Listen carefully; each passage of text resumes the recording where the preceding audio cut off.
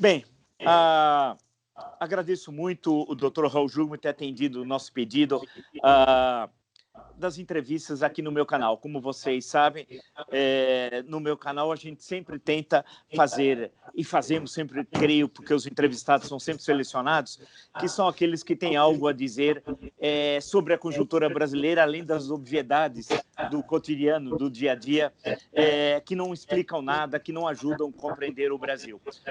O Dr. Raul Jungmann já exerceu diversas funções públicas, vereador no Recife, deputado federal por várias legislaturas, foi ministro do Desenvolvimento Agrário, da Política Fundiária e, mais recentemente, ministro da Defesa e da Segurança Pública. Então, agradeço muito ao Dr. Raul Jungmann a ter aceito o meu convite e já, sem delongas, eu já entro direto na questão. Dr. Jungmann, o Exército é golpista? Bom, em primeiro lugar, quero agradecer imensamente e que muito me honra, viu, Marco, na medida que eu sou o seu antigo admirador, se assim posso dizê-lo.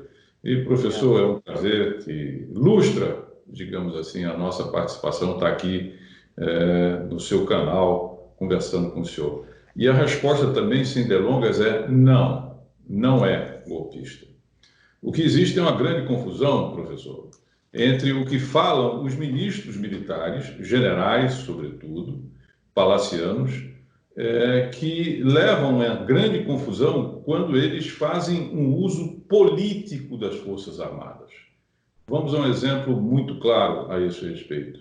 No momento em que o general Heleno, que é o chefe do GSI, Gabinete de Segurança Institucional, diz que poderemos ter consequências imprevisíveis se fosse periciado o celular do presidente da República, as pessoas tomam que aquilo é as Forças Armadas. Não são as Forças Armadas falando. É um general, ministro, político, palaciano que está assim falando, mas não são os militares. Quando o ministro da Defesa sobrevoa uma manifestação pró-presidente Bolsonaro na Praça dos Três Poderes, aliás, com faixas e com dizeres antidemocráticos, então, novamente se pensa, bom, são as Forças Armadas que estão emprestando o seu apoio ao presidente da República, assim, assim, assado. Também não é verdade. Quando uma nota à nação é assinada pelo presidente da República, ministro da Defesa, vice-presidente, etc., etc., novamente se pensa, estão falando pelas Forças Armadas. Então, aqui é preciso deixar claro, professor, que não estão falando pelas Forças Armadas. As Forças Armadas estão impecavelmente imbuídas e adstrita a sua missão constitucional. E disso elas não se afastarão. Agora, o que existe é um uso político. A gente pode, no prosseguir dessa entrevista, explicar as razões por que se faz esse uso político das Forças Armadas nesse atual governo. Mas, essencialmente, repito, as Forças Armadas não estão aí para dar suporte a golpe ou a qualquer atalho autoritário. Dr. Jungmann, nos últimos 30 anos, nós não tínhamos assistido o que tem ocorrido nos últimos 1 ano e meio, né? Desde 1º de janeiro do ano passado, justamente sobre essa questão que o senhor destacou, o uso político das Forças Armadas. O que aconteceu a partir do ano passado, que as Forças Armadas passaram a ser um assunto cotidiano, não da esfera estritamente constitucional afeita às Forças Armadas, mas do cotidiano da política, e muitas vezes, Dr. Jungmann, da pequena política. Por que ocorreu esse uso político das Forças Armadas? Quais as razões, no entender do senhor? Eu acho que tem 3 razões. E a primeira delas, eu vou voltar ao tempo em que eu era deputado federal e fui colega do atual presidente da República, o presidente Jair Bolsonaro. Nós estivemos lá junto, ele passou 28 anos, né, 7 mandatos, eu apenas 12. E nesses 12 anos, nós tínhamos em 2 comissões as nossas preferências, que era exatamente a Comissão de Relações Exteriores e Defesa Nacional e a Comissão de Segurança Pública e Combate ao Crime Organizado, que eu fui presidente de uma, da Segurança, e vice-presidente da outra, das Relações Exteriores e Defesa Nacional, e que eram também as comissões de eleição do então deputado federal Jair Bolsonaro. Ora, o deputado Bolsonaro se caracterizava, professor, exatamente como um parlamentar de nicho, ou como se diz, um parlamentar com uma perspectiva sindicalista. Ele tinha 2 clientelas, os policiais e os militares, que, aliás, ele permaneceu o tempo todo, digamos assim, sempre voltado, ele não ampliou a pauta dele, se assim se pode dizer, vai ampliar depois, quando ele se dispõe a disputar a presidência da República. Mas, enfim, então, quando ele chega ao governo, como é que ele preencherá os cargos do governo? Um parlamentar, ele, na medida em que ele evolui do plano local para o plano regional, estadual e ao nível federal, ele vai ampliando, digamos assim, a sua pauta, a sua paleta, né, de clientelas ou pelo menos de interrelações. Ele incorpora empresários, artistas, jornalistas, acadêmicos, universitários e assim por diante, né? Mas o Bolsonaro ele ficou absolutamente ou praticamente restrito a esses dois nichos, os policiais e os militares. Quando chega a hora de compor o governo, ele não pode preencher largamente o governo com policiais, porque o treinamento, a formação, o aprendizado do policial, ele é circunscrito ao Estado, àquela unidade da federação. Agora, os militares não. Os militares têm uma formação nacional, eles giram por todo o território nacional e, desde o início, a sua formação, a sua perspectiva é a nação, que eles têm a missão de fazer a sua defesa. Então, além disso, existe uma afinidade, vamos dizer assim, de alguns valores entre o presidente da República, ex-capitão, e uma perspectiva também do ponto de vista dos militares. Então, daí deriva uma grande presença dos militares do governo. O segundo aspecto que é preciso considerar é exatamente o seguinte, que o presidente da República, ele se elegeu naquilo que a gente chama de onda da antipolítica, ou seja, ele se elege num movimento em que boa parte da política dos políticos, do Congresso e dos partidos perde representatividade, perde legitimidade no bojo daquele processo que foi exatamente a Operação Lava Jato. Então, ele se elege no momento em que a política está em baixa, muito em baixa. E ele então diz, eu não vou fazer a política, eu não vou fazer a velha política. O que é que isso quer dizer? Quer dizer o seguinte, que ele não vai promover uma coalizão multipartidária ampla, como todos os seus antecessores fizeram, para alinhar o executivo com o legislativo e passar o programa dele, que ele prometeu durante as eleições. Então, se ele não faz isso, que é o chamado presidencialismo de coalizão, como é que ele vai governar?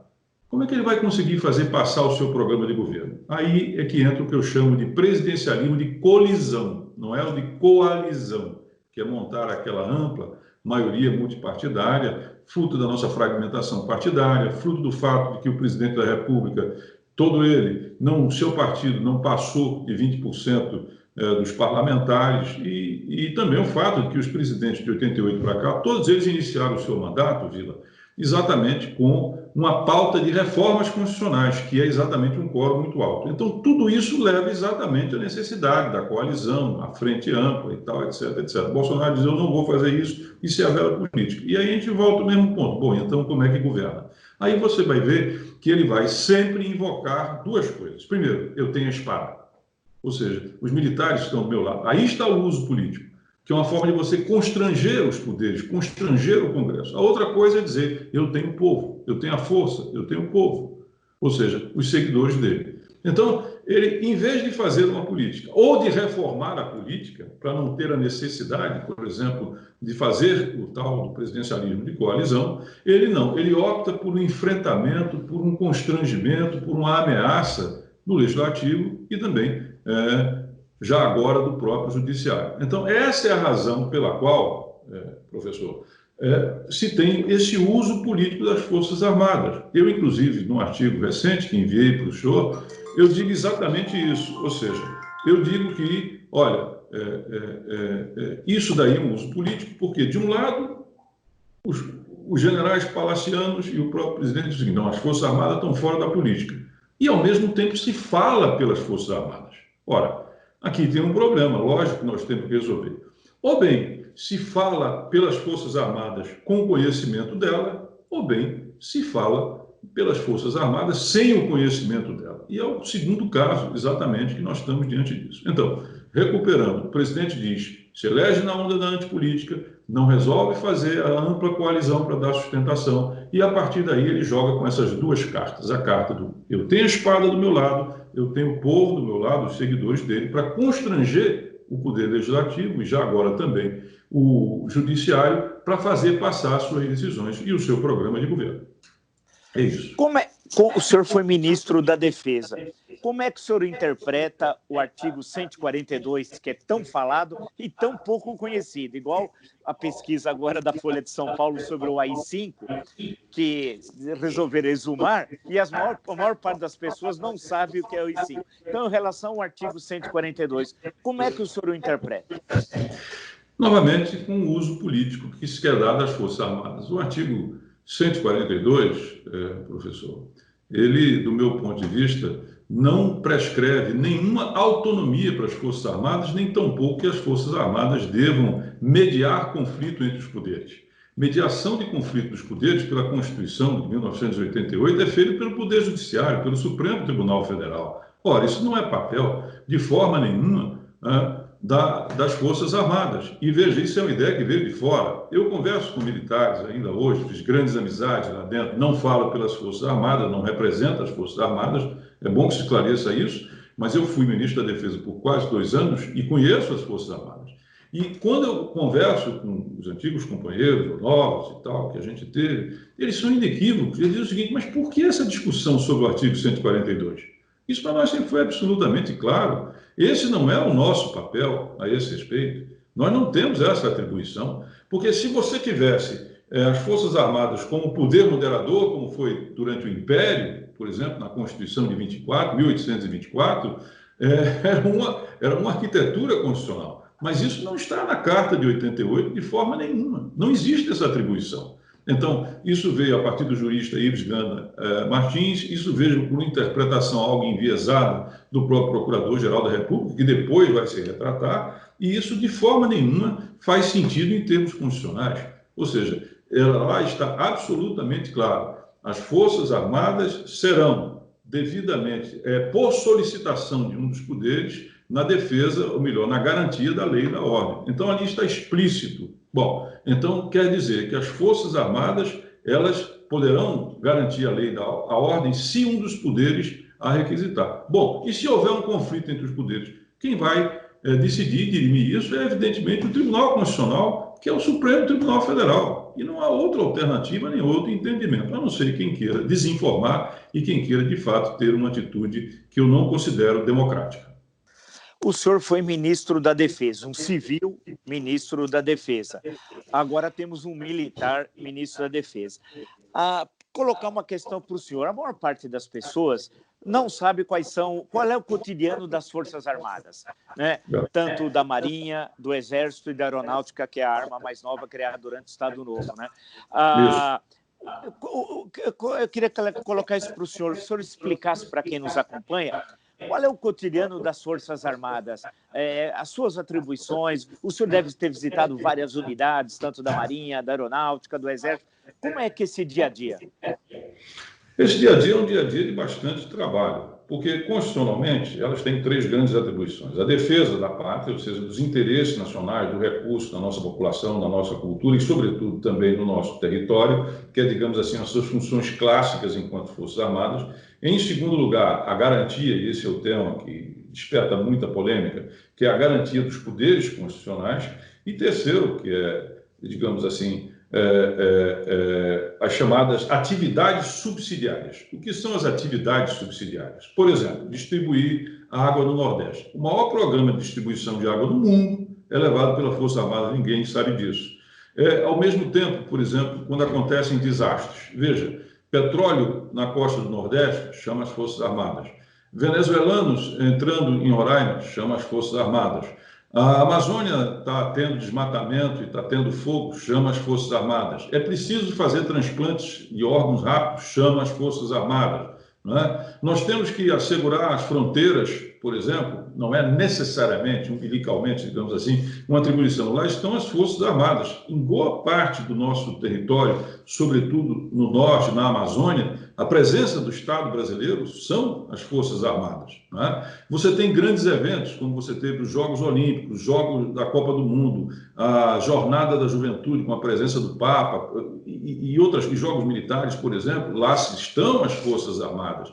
Você tem, por exemplo, o fato de que, infelizmente, durante quase 2 anos em que eu fui ministro, Eu tive por 11 vezes que lidar com a garantia da lei e da ordem. 80% das vezes em que foi decretada a garantia da lei e da ordem era porque polícias deixaram de trabalhar e deixaram a população dos estados à mercê. Então, além dessas suas atividades clássicas, que é a defesa da pátria, da nação, dos nossos recursos, as Forças Armadas, elas têm essas atividades subsidiárias e, eu diria, nós somos uma das Forças Armadas no mundo que mais atividades subsidiárias tem, tanto que os militares, um pouco fazendo uma auto-ironia, dizem que eles são o posto Ipiranga, não é o Paulo Guedes, eles é que são o posto Ipiranga. Então, a vida delas é um cotidiano realmente bastante exigente. Para você ter uma ideia, o ex-comandante da Aeronáutica, o brigadeiro Rossato, Nivaldo Rossato, durante 47 anos em que esteve na FAB, ele mudou-se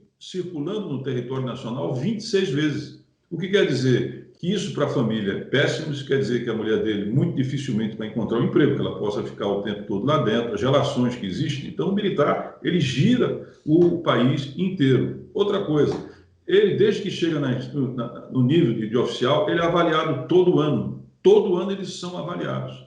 A promoção de um oficial general, que é feito, oficial general é o almirante, é o brigadeiro e o general, propriamente dito. Por exemplo, ela é extremamente profissionalizada. Eu passei 2 anos à frente do Ministério da Defesa, praticamente. Eu devo ter convivido com 18 reuniões dos 3 alto comando das 3 forças e nunca me chegou um único pedido, um bilhete, uma mensagem que fosse, olha, dá uma força aqui, promove fulano lá. Isso simplesmente não existe. Eles são escrutinados de alto a baixo pelos alto comando e eles só irão devidamente ser promovidos se eles tiverem méritos para tanto. Então, a vida deles é uma vida que eu diria, os salários também não são coisa do outro mundo. Agora eles tiveram uma melhoria salarial, mas há mais de uma década que eles estavam com salários deprimidos. E, enfim, são pessoas que têm um compromisso real com o Brasil, são pessoas que são honestas, compromissadas, e são hoje militares que eu tenho a certeza que têm um compromisso democrático com o Brasil. Ministro, o Exército Brasileiro nasce lá no processo independentista. Eu sei que é uma leitura que nasce em Guararapes, aí é um problema historiográfico, porque, afinal, o Brasil não existia no século XVII. Mas tudo bem, vamos deixar isso de lá. O Exército... É bom. Essa é uma discussão complicada, então vamos deixar de lá. O Exército, a partir de 1822, tem aquela tarefa de consolidação das fronteiras territoriais do Brasil, especialmente os conflitos no Sul, né? A questão da Cisplatina, hoje o Uruguai, a questão da Argentina, depois a Guerra do Paraguai, entre 1864 e 1870, e diversos problemas territoriais. Quando vem o século XX, especialmente a partir dos anos 30, o inimigo deixa de ser externo e passa a ser um inimigo interno, entre aspas, o comunismo, especialmente a partir de 1935, com os episódios de novembro de 35. Isso fica presente na década de 30, nos anos 40, 50, 60 e durante o regime militar. Em 1989, termina a Guerra Fria, caiu o Muro de Berlim, o comunismo acabou. Quem é o inimigo hoje das Forças Armadas? Porque, afinal, antes era fundamentalmente a fronteira sul do Brasil. Depois era a questão dos comunistas. Hoje, quais são os inimigos? Há um inimigo ou a concepção geral das Forças Armadas hoje parte de outros pressupostos? O pressuposto que se encontra na política de defesa nacional e na estratégia de defesa nacional, eu quero voltar a falar sobre isso, viu, Vilas Boas, porque aqui tem uma coisa central dentro do meu pensamento na relação entre sociedade e militares. Então, mas deixamos adiante. O que hoje você tem não é a noção de inimigo, é a noção de ameaça. O que você tem são ameaças, ou seja, o fato de que hoje nós estamos num subcontinente, que é o sul-americano. Se você dá uma olhada, se você olhar para o mapa da América do Sul, quando a gente usava calça curta e estava nos bancos da escola, ele é o mesmo de hoje, ele não mudou. Agora, vá olhar o mapa da Europa e da Ásia, ou mesmo da África, e você vai ver das mudanças. Então, nós estamos dentro de um subcontinente cuja, digamos assim, conflitos interestatais Os últimos que nós tivemos foi entre Equador, se não me engano, e o Peru. O Fernando Henrique, inclusive, ajudou a mediar. Sim. Não é? E nós próprios, há um século e meio, desde a Guerra do Paraguai, que você acabou de lembrar, de 1864 a 1870, que nós não temos conflito interestatais. Tivemos na Primeira Guerra, de uma forma muito residual, tivemos a maior participação na Segunda Guerra. Mas isso é uma coisa global, não é um conflito. Então, aqui na América do Sul, nós temos o que chama-se militarmente de eixo simétrico, ou seja, são mais ou menos similares às forças que tem. Só que o Brasil sozinho tem metade da força bélica que tem toda a América do Sul, além dos seus recursos, do território, da população. Então, o Brasil é uma espécie de país âncora numa região que é uma das regiões, ou talvez a mais ausente de conflitos que você tem. Se você prestar atenção, onde há a grande concentração de conflitos? Se você pegar e puxar duas retas, não é, dos Estados Unidos, basicamente, e você atravessar o Atlântico, chegar à Europa e for até o Oriente Médio, a Ásia, você vai ver que 80% dos conflitos estarão exatamente nesse contínuo, não é? Entre essas duas retas que você esticou até lá, porque ali é onde estão concentrados, que é o eixo assimétrico, como se considera. Então, por isso mesmo, nós não trabalhamos, o último grande digamos assim, hipótese de guerra que se teve durante séculos, século e meio, você bem lembrou, foi exatamente quando a Argentina queria retomar o Reino da Prata, quando você tinha a grande oposição entre a coroa espanhola e a coroa portuguesa, depois quando você tem em 1810, se eu não me engano, a independência do que hoje é a Argentina, o interesse dela de voltar a criar, pelo menos em parte, o vice-reino do Prata, incorporando a Bolívia e o Paraguai, não é isso? E você tem a disputa pela Cisplatina, como você disse. Mas de lá para cá, essas coisas se estabilizaram através do Mercosul. E, além disso, o Brasil tem uma posição geopolítica muito privilegiada.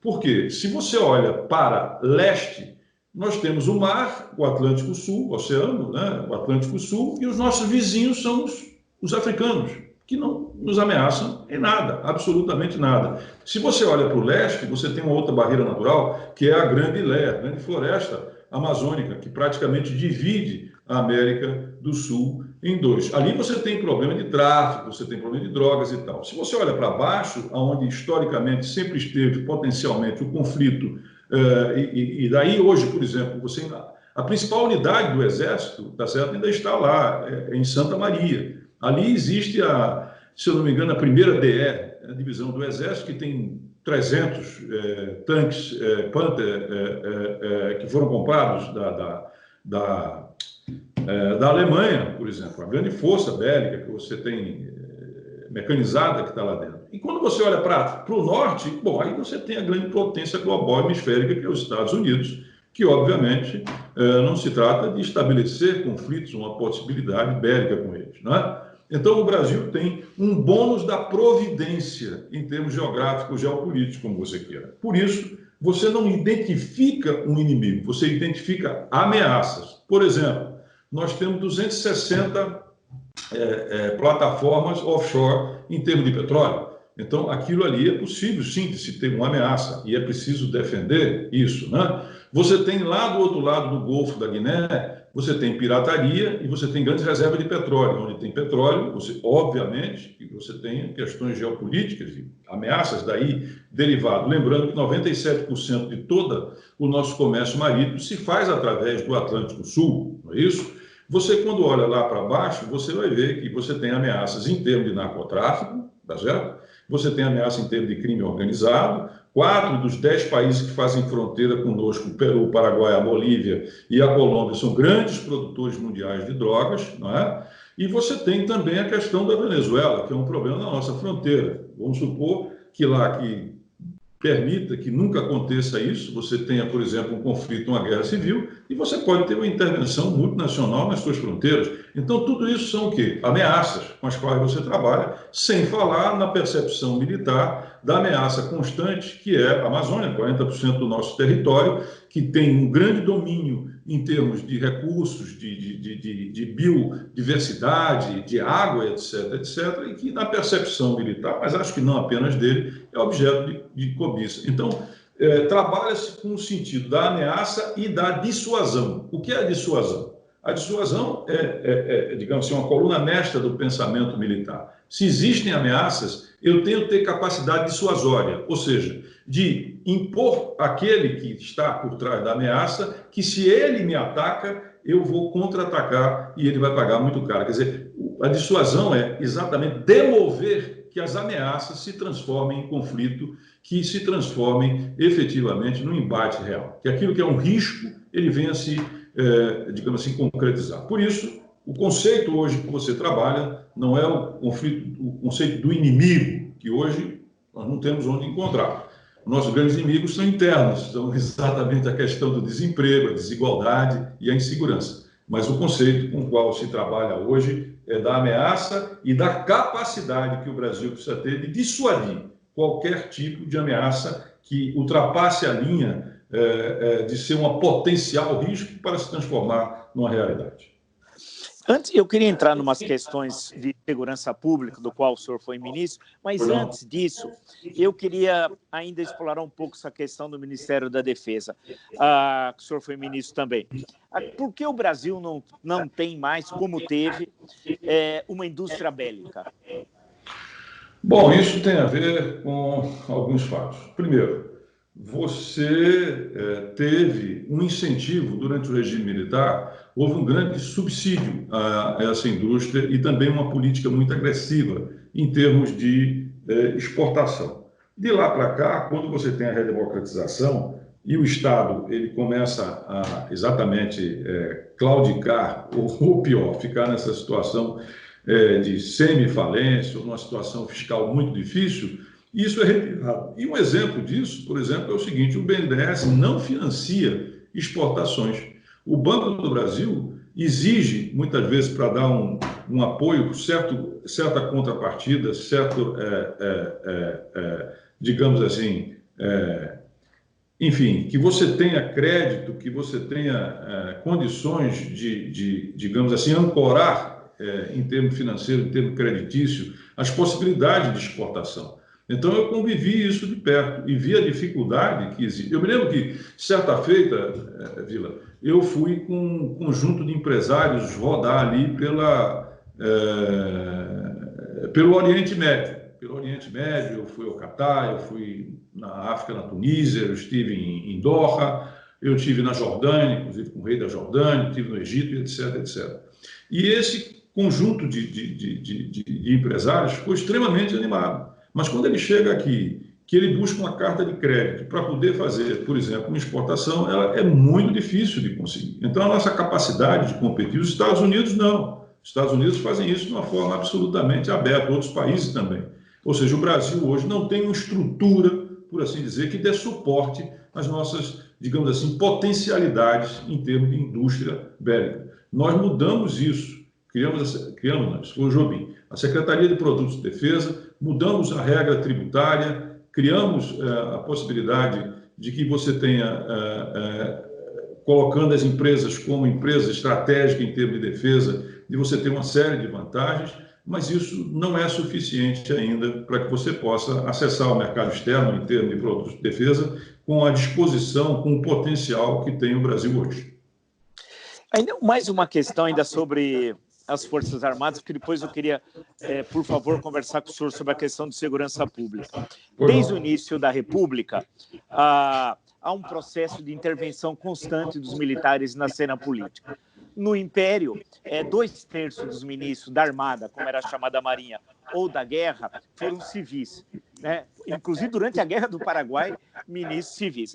Veio a República, a participação dos militares foi determinante, ou com presidentes, tivemos 3, na Primeira República, presidentes militares, ou intervenções chamaríamos de golpistas, tentativas fracassadas de golpe, de assassinato de presidente da República, como o do Prudente de Moraes em 1897, com a morte do ministro da Guerra, vale lembrar, o Marechal Bittencourt, que protegeu o presidente civil Prudente de Moraes, né? E o Marcelino Bispo lá, que foi o assassino. Bem, há uma série de intervenções no século XX, especialmente nos anos 20, as rebeliões tenentistas, o 22, 24, Coluna Prestes, 1930. Aí, a década de 30, sucessivas intervenções militares, a queda de Getúlio em 45, intervenções dos anos 50, os episódios de 61 e 64. Bem, a partir da redemocratização, 1985, parece que isso estava resolvido. Essa página estava virada. A história desse conflito entre o soldado cidadão e os casacas, né, estava resolvida. Ou seja, o Exército tinha e as Forças Armadas suas funções constitucionais e os políticos outras. O senhor, no começo da nossa entrevista, tinha feito referência a isso. O que vai acontecer quando acabar o governo Bolsonaro com as Forças Armadas?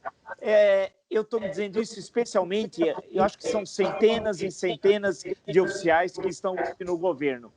Como é que essa questão vai ser resolvida sem que se crie uma espécie de novo conflito entre os casacas, entre aspas, e os soldados cidadãos? Essa era a pergunta que eu queria até praticamente lhe pedir que fosse feita, tá certo?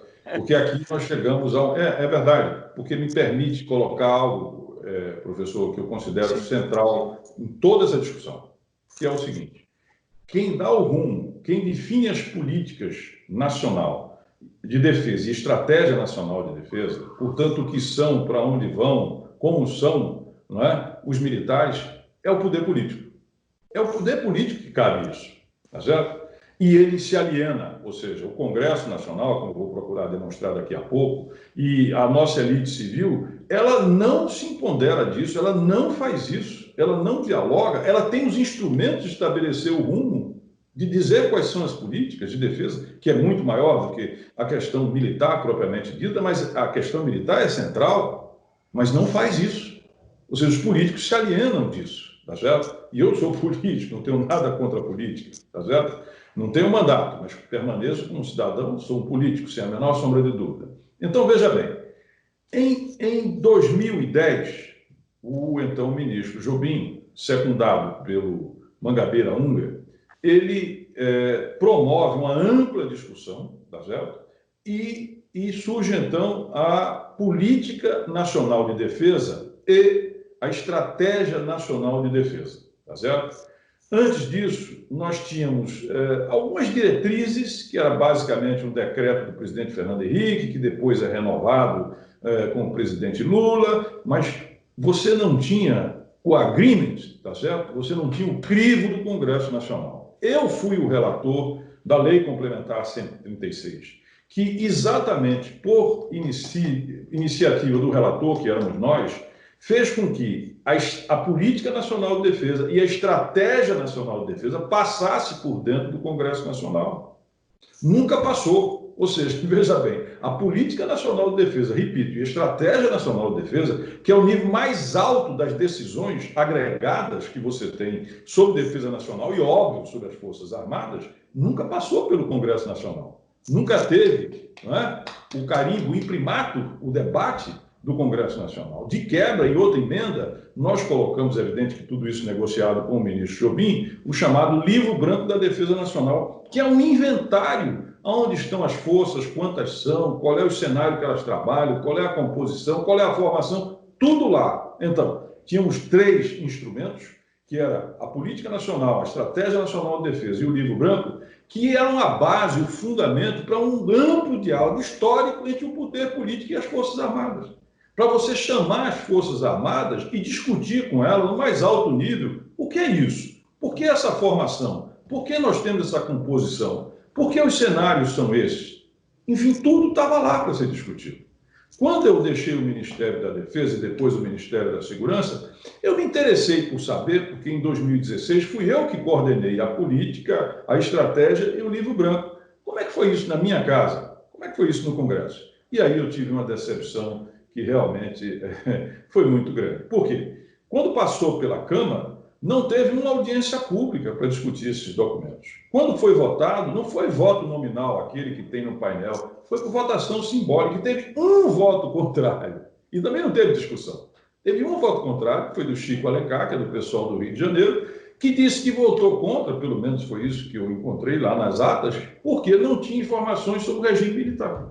O que tem a Política Nacional de Defesa de 2016 a 2020, ela está expirando agora, a estratégia do livro branco, a ver com a questão de 64? Você poderia me dizer que eu não encontro, não encontro razão. Foi para o Senado a mesmíssima coisa. Nenhuma audiência, nenhum debate, nenhum senador se pronunciou. Nenhum senador, não estou falando de líder, estou falando de senador.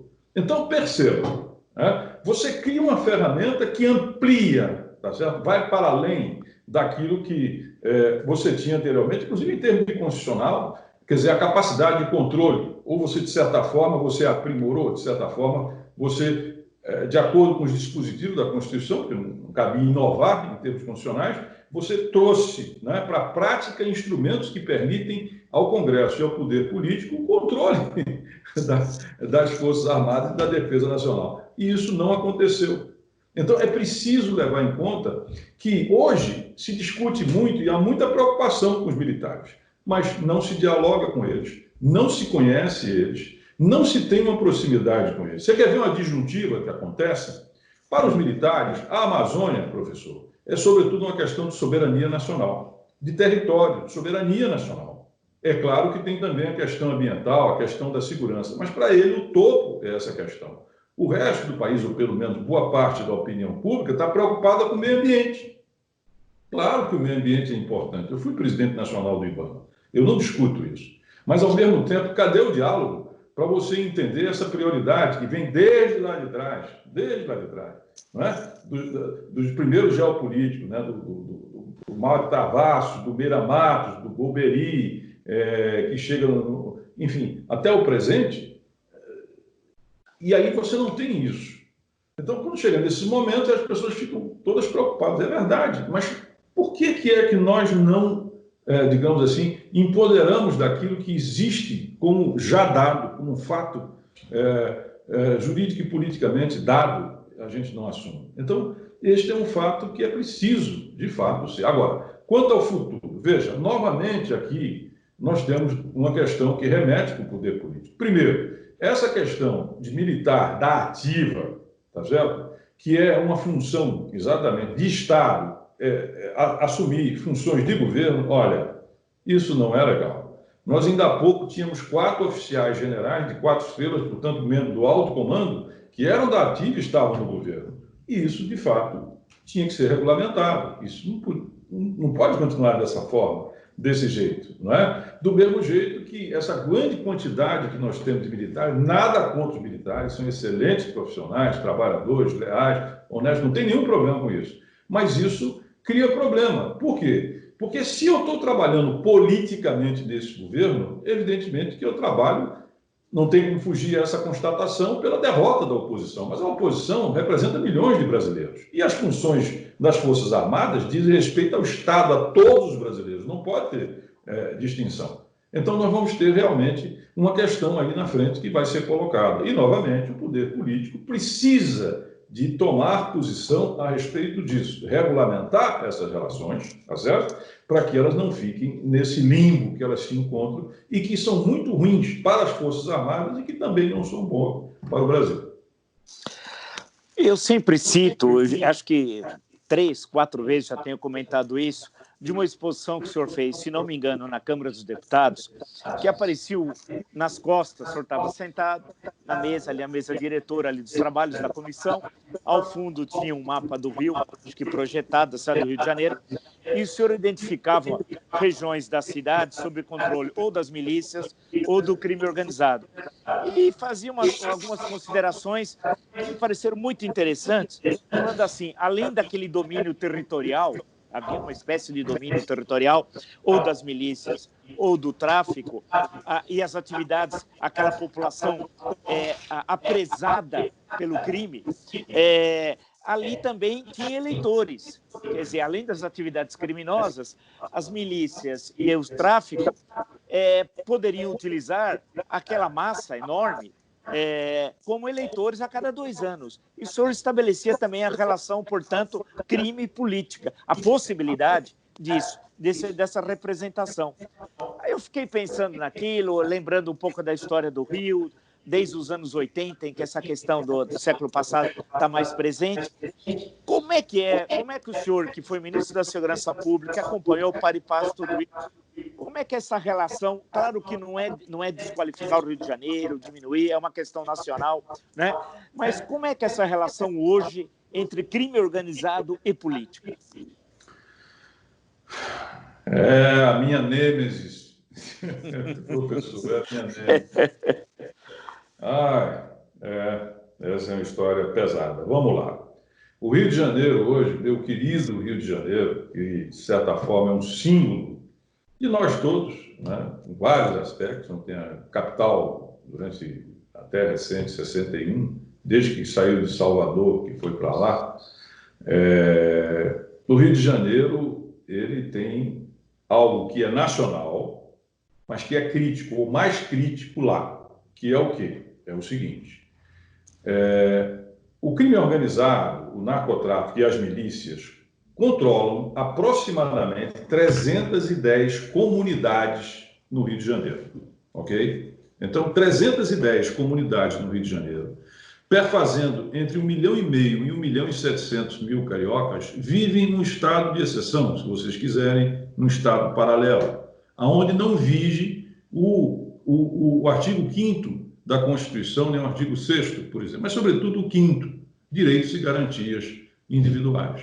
Vive um regime de exceção. Por quê? Porque é controlada por facções criminosas e por milícias, que aqui é preciso dizer, com tristeza e não generalizando, majoritariamente formada por policiais da reserva ou policiais da ativa, o que já é um grande problema.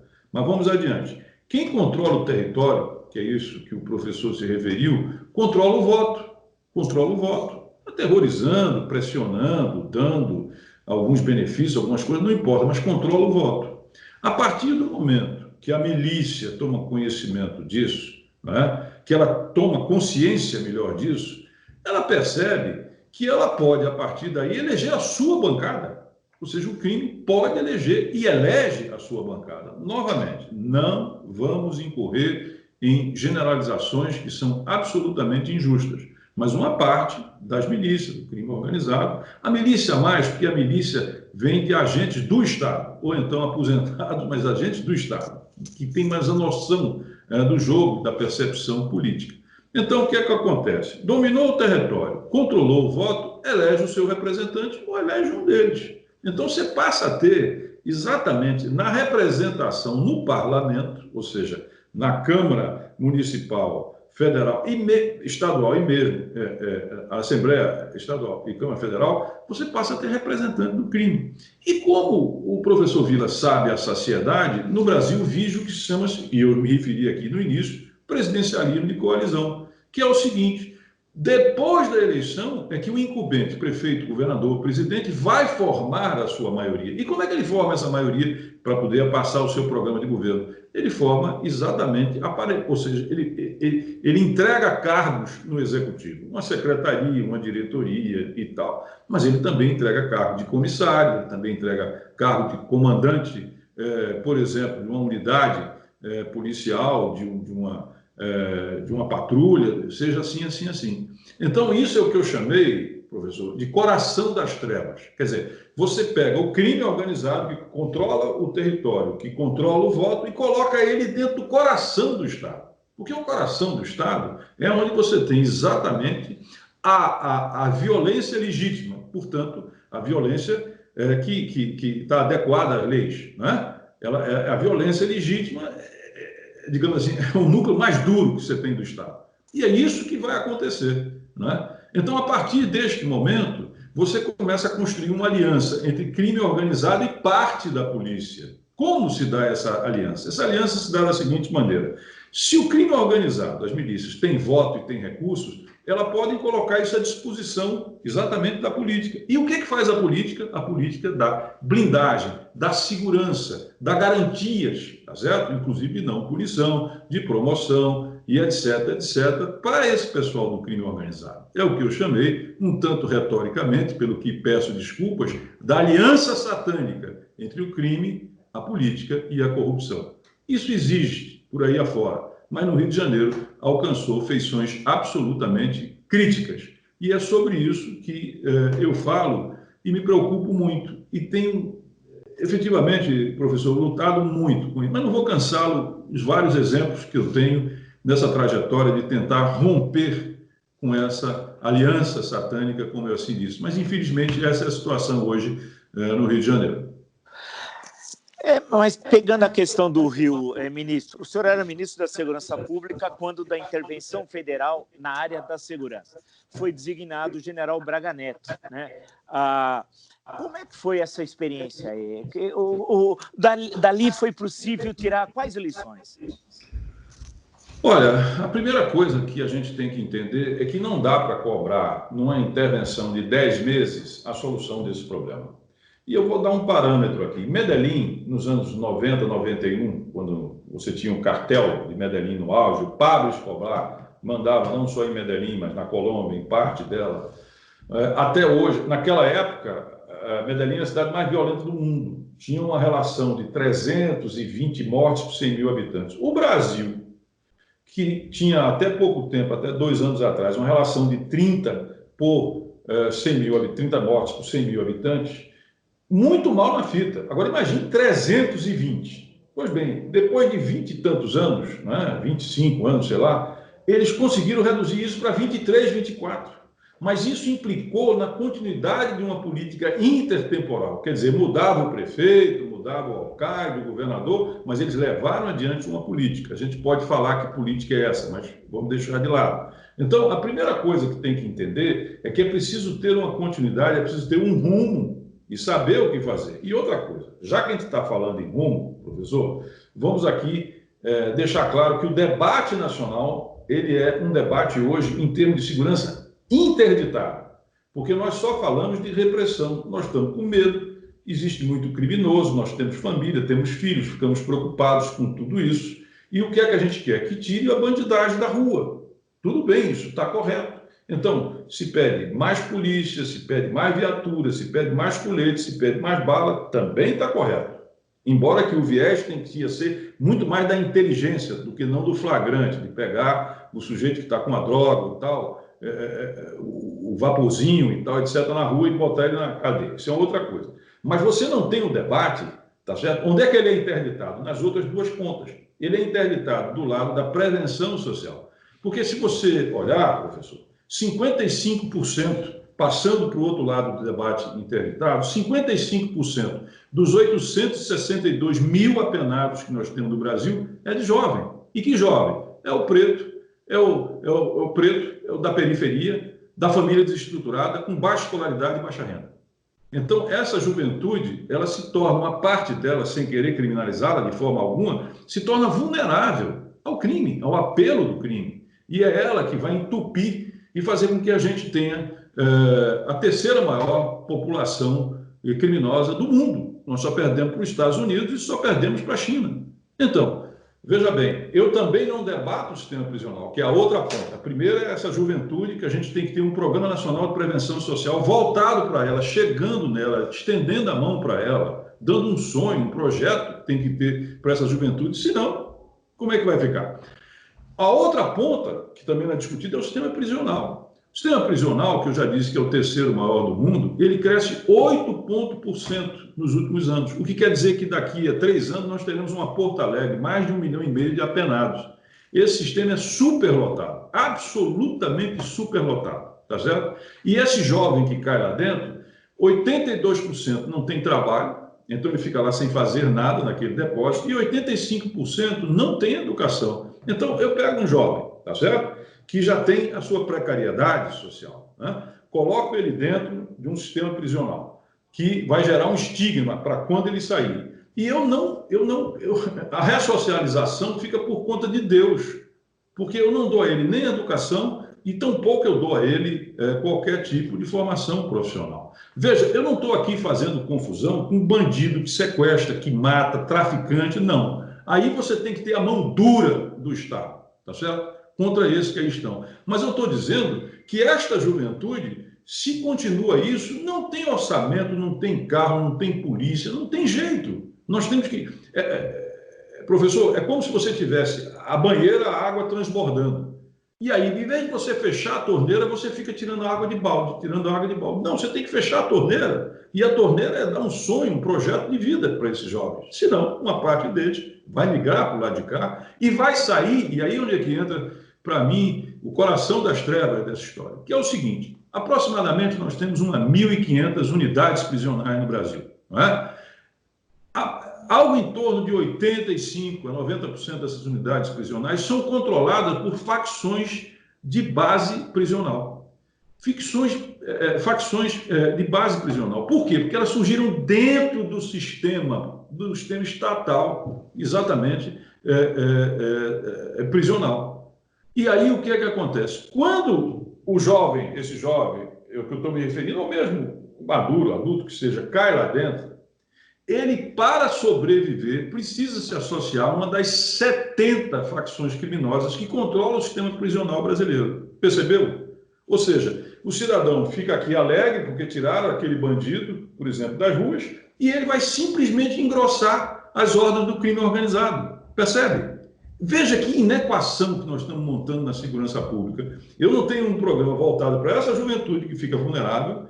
Eu não tenho nenhuma solução para esse sistema prisional e existem soluções, apenas eu foco aqui. A sociedade não se sente, grosso modo, nem responsável pelo ex-ante, nem pelo ex-post da rua. O interesse é tirar ele da rua. Mas olha, lá dentro ele vai fazer uma pós-graduação em crime e ele vai sair como escravo dessas facções criminosas. Vai sair escravo do PCC, do Comando Vermelho, do Amigo dos Amigos, do Bonde dos 40, do Sindicato dos Crimes, do Guardião do Norte, da Família do Norte e assim por diante. Então, o que eu estou fazendo? Eu estou criando um home office para o crime organizado. Então, o nosso debate precisa sim de aprimorar a questão da repressão, mas precisa olhar ex ante para a questão dessa sobre... Por que eu falo da juventude? Porque ela morre, em média, 2,5 vezes mais do que a média de mortes que nós temos, né, para todas as coortes em termos de etárias que nós temos no país, correto? E ela é também mais violenta, ou seja, ela morre mais e ela mata mais. Tá certo? Então, ou bem nós encaramos isso e vamos entender aqui claramente, 50% dos homicídios no Brasil estão concentrados em 130 municípios. Olha só, professor, eu tenho 5.570 municípios, mas eu sei que o core dessa violência está em 130, 2%, 2,5% dessas daí. E sei também qual é a população vulnerável.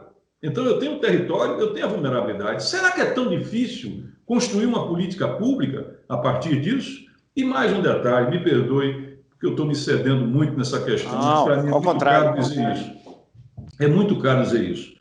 O senhor, que é um historiador, um excelente historiador, sabe que o Brasil teve 7 constituições. A primeira em 1824, durante o Império, a última em 1988. Então, por favor, lembre disso. Nenhuma das 7 constituições, nenhuma delas atribui ao poder central, antes do Império, hoje da República, nenhuma delas atribui competência constitucional na segurança pública. O senhor imagina uma coisa igual? Nunca as nossas constituições atribuíram ao poder central, mas sempre as províncias, antes e hoje os estados, a questão da segurança pública. Exemplo, artigo 144, onde está a arquitetura exatamente da segurança pública. O que é que ele nos diz? Ele diz o seguinte: segurança pública é dever do Estado, direito e responsabilidade de todos. Ponto. Ponto. E aí ele faz um checklist dos órgãos que vão responder por isso. No plano federal só tem 2. A Polícia Federal, que cuida de alguns tipos penais, isso não se confunde com segurança pública, e a Polícia Rodoviária Federal, que cuida da fiscalização de 70 mil quilômetros de rodovias federais. Tem um terceiro, que era a Polícia Ferroviária, que nunca existiu. Todo o resto é com os estados. Agora, se eu não tenho competências constitucionais com o Poder Central de Segurança Pública, como é que fica o Sistema Nacional de Segurança Pública, se não há competências para o Poder Central? Como é que fica a questão de uma política nacional de segurança pública? Então, esse tempo todo, desde Brasil independente, 1822, que nós não temos nem sistema, nem política nacional de segurança. Quer um exemplo? Procure dados e informações oficiais sobre segurança pública no Brasil. Segurança pública é o reino da não transparência, da obscuridade. Quer saber da educação? Vai no INEP. Quer saber da saúde? Vai no DataSUS. Como é que o senhor pode estruturar uma política pública se o senhor não tem informações fidedignas sobre isso? Nós criamos o SUSP. No governo Temer, naqueles 10 meses, nós criamos um SUSP, que foi aprovado pelo Congresso Nacional, uma longa luta, e também deixamos uma política. Mas o atual governo não se interessou nem por implementar o sistema, nem tampouco em tocar adiante uma política nacional de segurança. Então, me perdoe pelo tempo, mas era isso que eu quis expor, esse conjunto, né, dessas questões a respeito da segurança pública. Ainda tratando da segurança pública, mas por outra entrada nesse tema tão complexo. As polícias militares, alguns analistas dizem que elas estão insubordinadas, que os governadores, na maior parte dos estados da federação, não têm mais controle das suas polícias militares, que afinal quem é o comandante máximo, de acordo com a nossa Constituição, é o governador do estado, das polícias militares. Ministro, como é que fica? E teve movimentos, não de greves, foi motins, como o caso do Ceará, mais recentemente, que acho que deixou todos preocupados. Como é que fica essa questão, quer dizer, em relação às polícias militares? Em alguns estados, alguns fatos muito desagradáveis em relação à violência. Houve episódios aqui em São Paulo recente que deixa todos bastante preocupados. Como é que fica essa questão, já que não há um papel do governo federal em relação a isso, né? Durante o regime militar havia a Inspetoria Geral das Polícias Militares, até me lembrei agora, né? Mas como é que fica? Como é que o senhor, como ministro da Segurança Pública, que passou por ali, que esteve ali no centro do furacão, vê o papel das polícias militares nos estados? Bom, em primeiro lugar, as polícias no Brasil foram estruturadas para defender o Estado e não defender a sociedade. Essa é a primeira das questões. Segundo lugar, o IGPM, que foi criado lá atrás, tá certo? Ou pelo menos o seu embrião na Revolução Constitucionalista de 32, que o Getúlio teve que enfrentar, tá certo? Quando ele centraliza, porque naquela época as brigadas, como eram chamadas, elas tinham um poder, em termos de efetivo, paralelo ao que tinha o Exército, que não existe hoje. E que foi muito centralizado durante o regime militar, a partir de 64, através da IGPM, porque, por exemplo, o governador, que era exatamente indicado, né, pelo poder central, era um interventor, praticamente, já que ele não era eleito, ele não tinha poder para nomear o seu comandante da PM. E presta atenção, ainda esse poder hoje é relativo, porque vigem decretos-leis, não é, que permitem exatamente, não está sendo utilizado, não está sendo lançado mão, que as Forças Armadas possam, então, recusar, ou possam até solicitar ou determinar a exoneração daquele comandante. Mas o que é importante aqui, DT, é que, a nível constitucional, as forças policiais, PM, essencialmente, que nós estamos falando, são o quê? Forças auxiliares, e isso vem de 64, e mesmo antes de 64, forças auxiliares das Forças Armadas. Ou seja, em caso de guerra, elas se tornam forças auxiliares e também em caso de grande gravidade, comoção, estado de sítio, estado de defesa, por exemplo, elas podem se transformar em forças auxiliares. Então, ela tem uma ligação disciplinar hierárquica, tá certo? Com as Forças Armadas. E, ao mesmo tempo, tem uma outra relação que hoje é aqui, enfim, protagônica, é a principal, aos governos estaduais também em termos constitucionais. Imaginar que as forças policiais quebrem essa dupla relação hierárquica, seja com as Forças Armadas a nível federal, seja com os governadores, eu lhe confesso que eu não vejo hoje clima para isso. Agora, lembremos, como eu disse no início, que o presidente Bolsonaro tinha dois nichos, que ele trabalhava com duas clientelas, com as Forças Armadas e também com as forças policiais. Então, de fato, há uma, digamos assim, vamos dizer assim, uma simpatia, uma proximidade, uma afinidade, tá certo?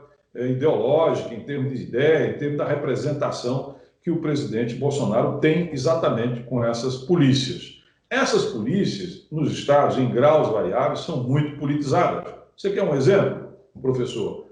O suporte de qualquer governador, de qualquer palácio do governo, quem dá de ponta a ponta são as PMs. São as PMs que fazem lá a casa militar, são elas que fazem a segurança, são elas que dirigem o carro do governador, são elas que cuidam da família do governador, são elas, enfim, que fazem tudo dentro exatamente dos palácios do governo. Isso implica dizer, mas não só por isso, evidentemente, de que você tem, por exemplo, uma politização. E essa politização, quando ela se dá no âmbito de uma força armada, seja ela militar, seja ela policial, quando ela entra pela porta, a hierarquia e disciplina saem pela janela. Então, é algo que nós mal resolvemos, é essa questão, tá certo? Uma outra questão que atesta a politização, lembre-se o que eu disse, das 11 GLOs que eu fiz, tá certo? 8, 7, por aí, foram exatamente por greve das polícias, que não podem fazer greve, sabe o senhor que não pode constitucionalmente, mas elas fazem, tá certo? Que é um indicativo da sua politização. E, ao mesmo tempo, vem o parlamento, quando é feito exatamente, digamos assim, vem legalmente uma punição pela greve que não poderia acontecer, porque deixa a população absolutamente à mercê dos bandidos, da violência, do sequestro, etc., etc., o parlamento vem às anistias. Então, nem você resolveu esta relação, tá? Nem você foi para o lado da sindicalização, que não pode, pelo menos constitucionalmente, você teria que mudar, nem tampouco você foi para a observância estrita daquilo que manda a lei. Você vive uma terra de ninguém, é uma coisa mal efetivamente resolvida. Agora, daí a imaginar que essas polícias, elas vão, digamos assim, se sublevar em função ou atuar, praticamente, como alguns querem dizer, como uma milícia a favor do presidente, eu não acredito nisso. Agora, quero chamar, por fim, a atenção. Se a situação fiscal dos estados se deteriorar ao ponto em que você tenha problemas em termos de manter em dia salário desse pessoal, mesmo também os 3 grandes centros de custo dos estados em termos de pessoal é saúde, educação e segurança. E aí sim nós vamos viver uma série de tensões. Agora, finalizo dizendo, há uma questão aí, professor, que não está resolvida, não está claramente resolvida. Nós vamos manter as forças policiais, precisamos ainda hoje ter as forças policiais como forças auxiliares, é este o caso, efetivamente? Muito bem, precisamos discutir isso. E a outra coisa é o processo de politização e sindicalização dessas forças policiais, que inclusive são promovidas pelos próprios governos. Eu me lembro que eu enfrentei, como ele disse aqui também, 18 reuniões de promoção de alto comando das Forças Armadas, Marinha, Exército e Aeronáutica. Um pio não existe. O senhor sabe que quando existe uma promoção, ou se abre vagas para promoção dentro das PMs, isso envolve todas as forças políticas do governo, da Assembleia e dentro dos estados. Então, entrou política pela porta, disciplina e hierarquia sai pelas portas dos fundos. É isso. Ministro, para a gente fechar a nossa conversa, a democracia no Brasil hoje está em risco? Não, eu não acho que a democracia está em risco e vou até lhe dizer, para mim, o porquê. Como eu recordei aqui no início, o presidente resolveu não seguir o que todos seus antecessores tiveram que fazer. Note bem, tiveram que fazer, que é o presidencialismo de coalizão. Por quê? Novamente, porque a estrutura e a dinâmica política no Brasil exige para governar, note bem, exige para governar que se monte uma ampla coalizão partidária. E para montar essa coalizão partidária, você tem que abrir espaços dentro do executivo, você tem que privilegiar emendas parlamentares e assim por diante. E isso, infelizmente, na nossa experiência recente, gerou escândalos. Não é que o método em si, ou sistemática do presidencialismo, leve a isso, mas tem uma grande possibilidade e potencial para isso. O presidente, em vez de, por exemplo, e outros também, não é só ele, ir para uma reforma da política que permitisse que o trade-off, a relação fosse outra, não. Ele diz, eu não vou governar com isso. Então, o que é que acontece? Ele resolve partir para o presidencialismo de colisão, como eu disse. Bom, esse presidencialismo de colisão, ele esgotou. Vamos lá. Por quê? Em primeiro lugar, o presidente está montando uma maioria, está montando exatamente uma coalizão partidária. Aí está o Centrão, que é um exemplo mais claro de que ele teve que voltar atrás.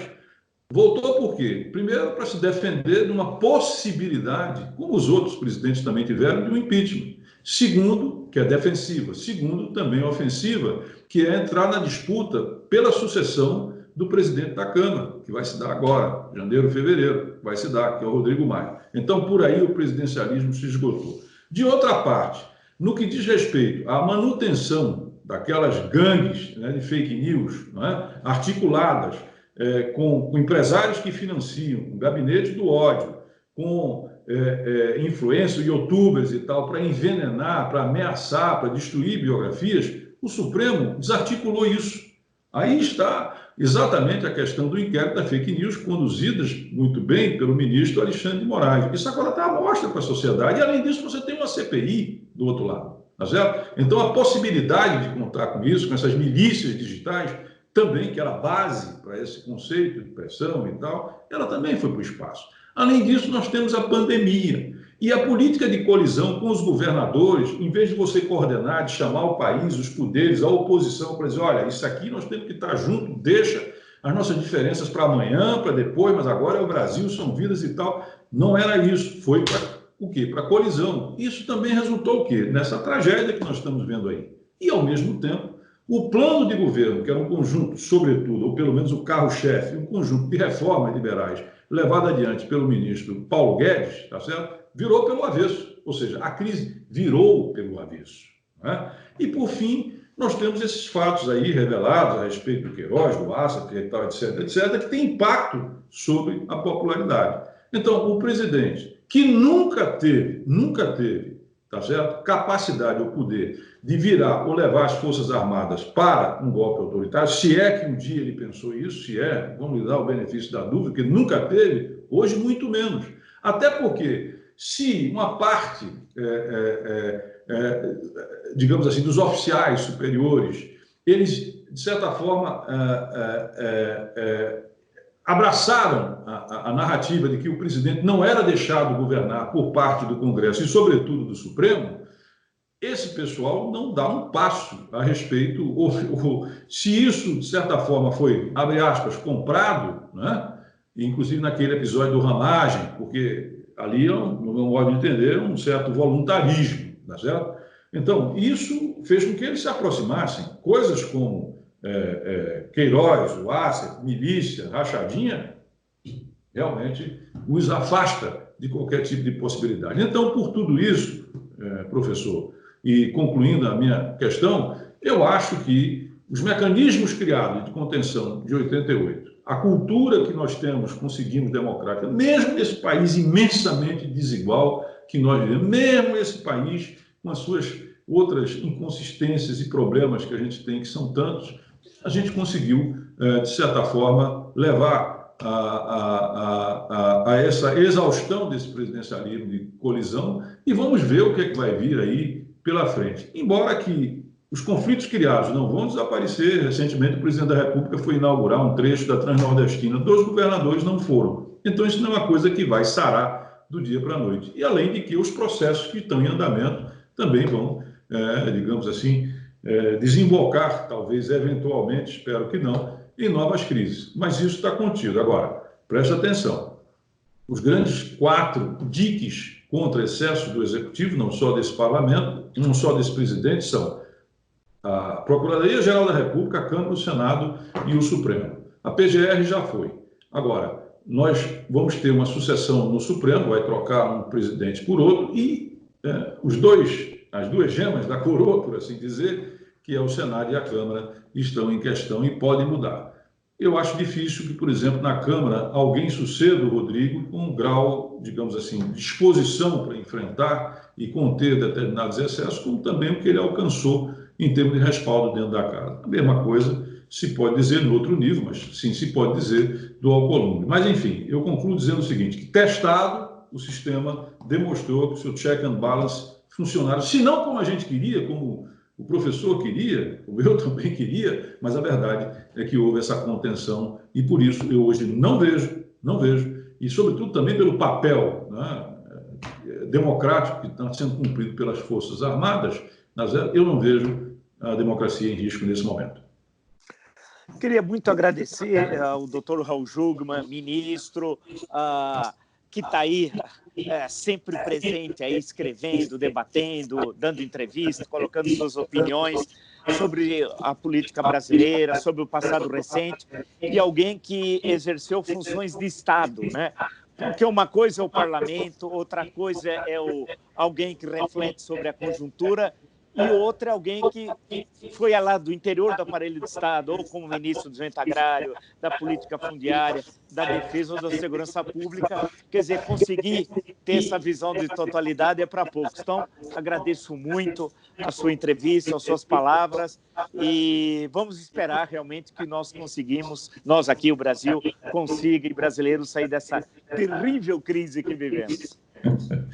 Professor, agradeço muito, não só pela oportunidade que o senhor me deu de participar dessa entrevista, mas também como seu admirador, que eu sou de longa data, e agradecer muitíssimo. O senhor realmente é uma referência e é um prazer e uma honra ser aqui sabatinado pelo senhor, pela sua inteligência, pela sua capacidade, pelo seu conhecimento histórico. É algo que realmente nos distingue e, por isso mesmo, muito obrigado. Olá, já estão abertas as inscrições para o meu curso História Política das Constituições Brasileiras. Nós vamos fazer um voo histórico de 1824, a primeira Constituição, até 1988, que é a última Constituição. Vê detalhes, curiosidades, discussões políticas, relação entre Constituição e a realidade concreta da vida das brasileiras e dos brasileiros. É fácil, acesse www.cursosdovila.com.br e se inscreva. Até!